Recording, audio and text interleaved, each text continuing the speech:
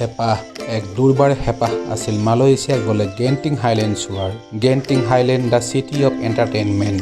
হাই friends, ইয়াৰ Manoj Bora hosting the channel টেপুজিনা। আহকচোন আমি ভিডিঅ'টো উপভোগ কৰোঁ। কস্তুৰী ৱাকৰ ওচৰত থকা হোটেলৰ পৰা আমি ওলাই গৈছিলোঁ ৰাতিপুৱা 8 বজাত। KL চেণ্ট্ৰেলত আমি টিকেট বুক কৰিলোঁ এক্সপ্ৰেছ বাছ আৰু আৱানা স্কাইৱে কেবল কাৰৰ। KL চেণ্ট্ৰেলৰ পৰা গেণ্টিং হাইলেণ্ডৰ আৱানা ষ্টেচনলৈ সময় লাগে 60 মিনিট।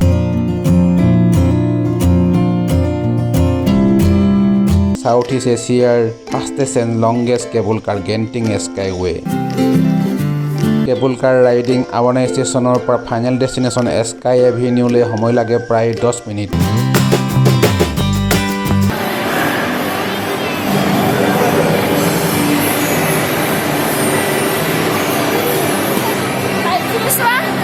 বহু মানুহৰ এটা জনপ্ৰিয় ভেকেশ্যন স্পট হৈছে গেণ্টিং হাইলেণ্ড হিল ষ্টেচন।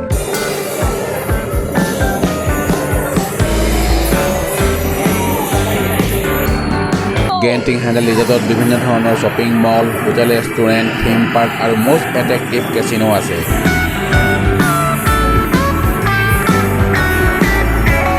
অন্য আকৰ্ষণৰ কেন্দ্ৰবোৰ হৈছে snow' world, Genting Bowl, video' games, virtual reality, void আৰু মই চিনি নোপোৱা বহুত কিবা কিবি।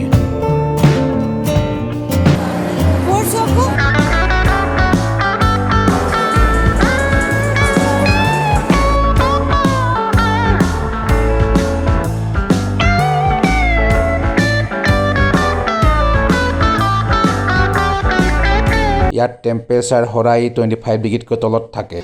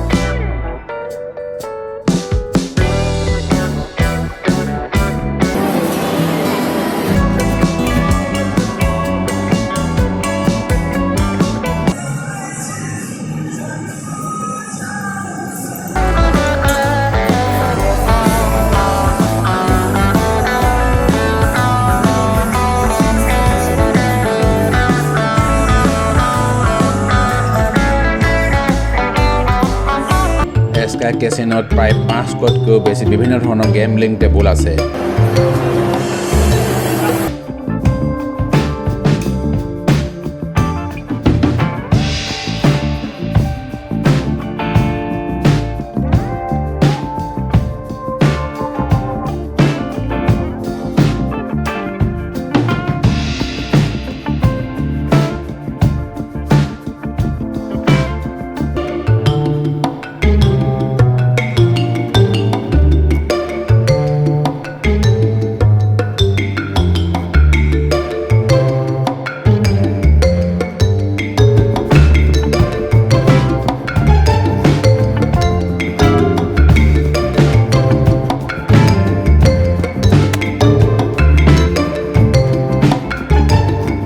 Bye bye, thanks a lot for watching my videos.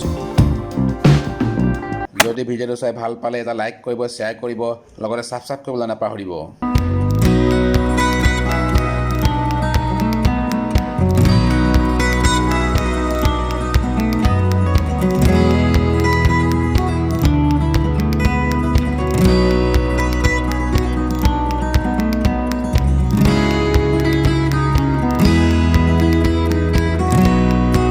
পুনৰ লগ পোৱাৰ প্ৰতিশ্ৰুতিৰে